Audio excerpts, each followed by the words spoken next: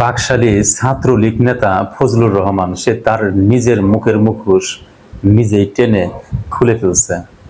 বিপ্লব হয়েছিল এখানে, ছাত্র জনতা রাস্তায় নামছিল, তারা জীবন দিচ্ছে, পঙ্গু হয়েছে, তারপরে হাসিনাকে হটাইছে।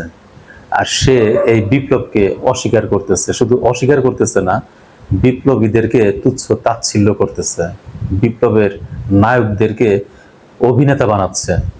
তারা নায়ক, তাদেরকে অভিনেতা বানাচ্ছে। আসলে তাকে আমরা পাগলা মনে করছিলাম, সে পাগলা না, সে দেশদ্রোহী। দেশের সব মানুষ যখন একত্রিত হয়, কেউ যদি তার বিরোধিতা করে, তখন সে দেশদ্রোহী হয়, সে দেশদ্রোহী।